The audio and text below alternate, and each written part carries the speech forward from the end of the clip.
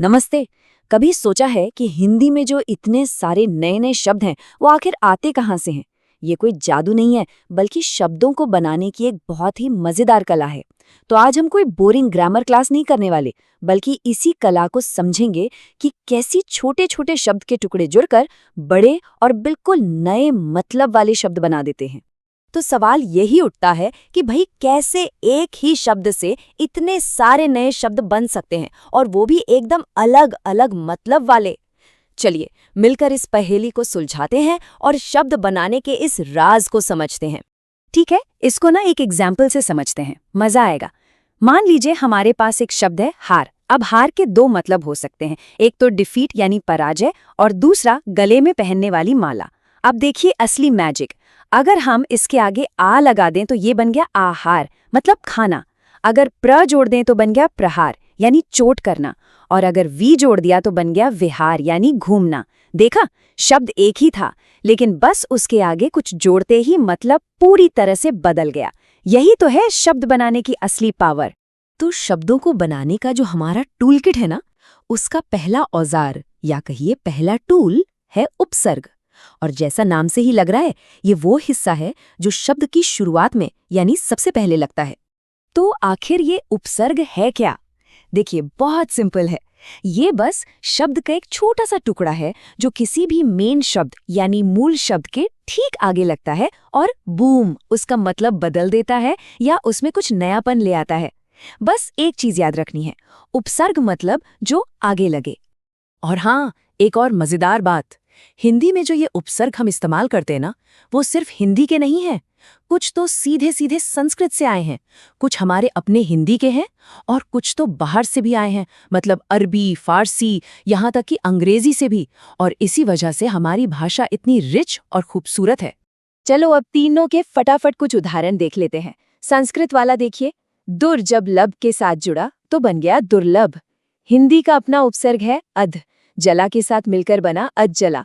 और फिर विदेशी जैसे फारसी से आया ना, जो समझ के आगे लगकर ना समझ बना देता है। तो आप देख ही सकते हैं कि कैसे अलग अलग जगह से आए ये छोटे छोटे टुकड़े आज हमारे हिंदी का एक जरूरी हिस्सा हैं।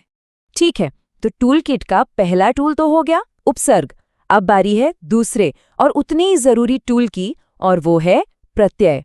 अब कॉमन सेंस की बात है, अगर उपसर्ग शब्द के शुरू में लगता है तो प्रत्यय कहाँ लगता होगा? एकदम सही सोचा, प्रत्यय लगता है शब्द के अंत में।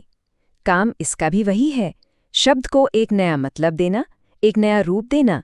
बस इसकी जगह उपसर्ग के ठीक उलट पीछे होती है। इसका भी एक आसान सा उदाहरण देखते हैं।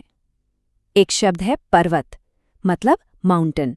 अब अगर इसके पीछे हम ईए प्रत्यय लगा दें तो ये बन जाता है पर्वतीय, मतलब पहाड़ से बन गया, पहाड़ से जुड़ा हुआ। है ना कितना सिंपल? अब प्रत्यय भी मोटे तौर पर दो तरह के होते हैं। पहले हैं कृत प्रत्यय, ये लगते हैं क्रिया यानी वर्ब के साथ। जैसे पढ़ एक क्रिया है, उसमें आई लगा तो बन गया पढ़ाई। दूसरे होते हैं तद्धित प्रत्यय, ये संज्ञा सर्वनाम जैसे शब्दों के साथ जुड़ते हैं। जैसे छोटा शब्द में पन लगा तो बना छुटपन। हालांकि हमें इसके टेक्निकल डिटेल्स में नहीं जाना है, बस इतना जानना काफी है। तो ठीक है, हमने उपसर्ग देख लिया, प्रत्यय भी देख लिया, लेकिन इन सबसे ऊपर एक गोल्डन रूल है, एक ऐसा नियम जिसे अगर समझ लिया ना तो फिर कभी कोई गलती होगी ही नहीं। ये सबसे जरूरी चीज है। और वो सुनहरा नियम ये है कि जब भी आप किसी शब्द को उपसर्ग या प्रत्यय में तोड़ें तो जो बचा हुआ मूल शब्द है उसका कोई मतलब निकलना चाहिए। ये एक लाइन बस इसे दिमाग में बिठा लीजिए। मतलब जो मूल शब्द है ना, वो उस पूरे नए शब्द की नींव है, फाउंडेशन है। और अगर नींव ही कमजोर होगी, यानी अगर मूल शब्द का ही कोई मतलब नहीं होगा, तो उस पर नया शब्द कैसे बनेगा? बन ही नहीं सकता। चलो इस गोल्डन रूल को टेस्ट करते हैं। एक शब्द है सम्मोहन, अगर इसे तोड़ें तो बनता है सम और मोहन। अब सोचिए, क्या मोहन का कोई मतलब है? हाँ बिल्कुल है। तो ये तरीका एकदम सही है। अब दूसरा शब्द लेते हैं, अत्याचार। अगर इसे अत और याचार में तोड़ें तो याचार, याचार तो कोई शब्द ही नहीं होता, इसका कोई मतलब नहीं है। तो ये तरीका गलत है। देखा, वो गोल्डन रूल यहाँ कैसे काम आया? तो फिर सवाल उठता है कि अत्याचार का सही विग्रह क्या है? चलो इसको भी सुलझा लेते हैं। हमारा नियम क्या था?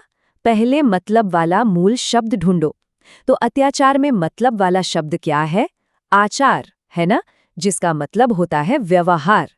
तो अगर हमने आचार निकाल लिया तो बचा क्या? अति। तो सही विग्रह हुआ अति प्लस आचार। बस उस एक रूल से पूरी गुत्थी सुलझ गई। तो लीजिए, अब उपसर्ग और प्रत्यय का ये जो टूल किट है ये आपके पास आ गया है। अब से जब भी कोई मुश्किल या नया हिंदी शब्द आपके सामने आएगा ना, तो उसे देखकर घबराना नहीं है, बल्कि उसे समझने की कोशिश करनी है। तो आखिर में इस पूरी बातचीत का निचोड़ क्या है?